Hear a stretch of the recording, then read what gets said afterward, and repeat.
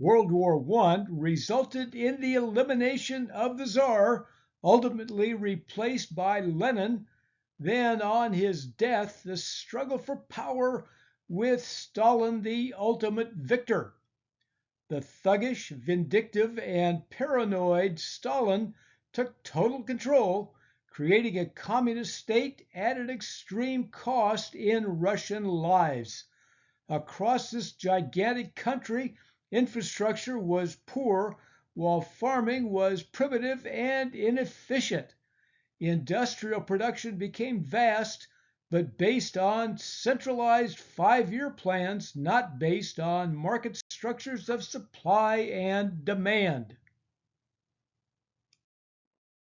Stalin's power was based on fear and the elimination of any potential rival, resulting in poor leadership of top officials.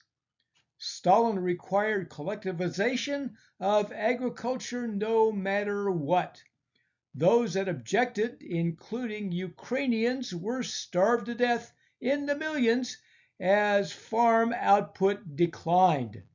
Add poor harvest and famine increased across the country. Soldiers also were treated horribly in training and with inadequate, poor food. Russian soldiers ate better than civilians, but still poorly. There were 12 to 13 million men in the military. In camp, meals were porridge for breakfast, borscht, made of boiled vegetables like cabbage, carrots, onions, and potatoes for lunch, and bread and cucumbers for dinner.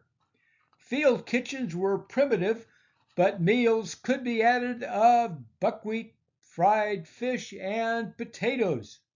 There was vodka to drink. Extensive corruption resulted in less food as corrupt officials sold food on the black market.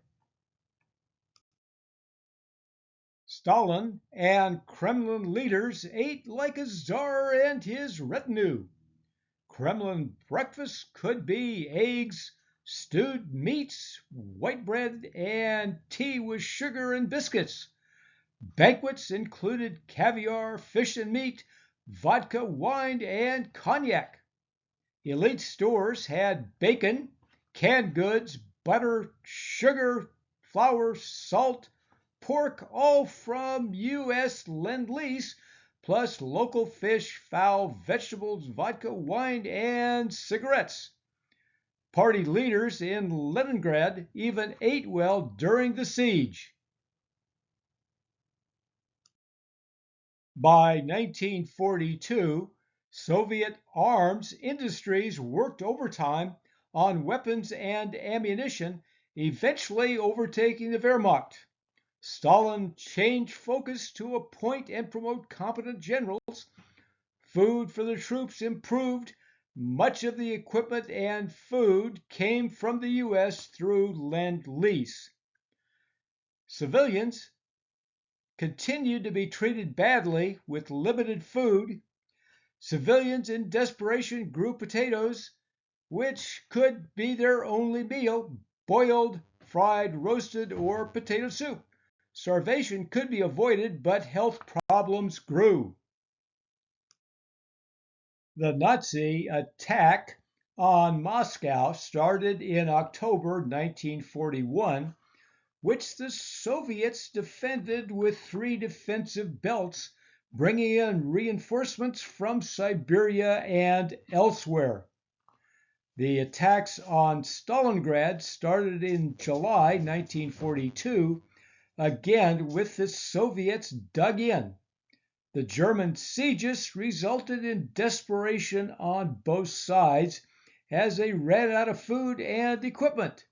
The leadership cared not one jot about the suffering of the masses from starvation and freezing weather. The Russian advantage was that harsh weather and hardship were common. Almost everything about the Russian invasion proved unexpected for the Germans. What they expected and what they actually faced next time on Food History and Mystery.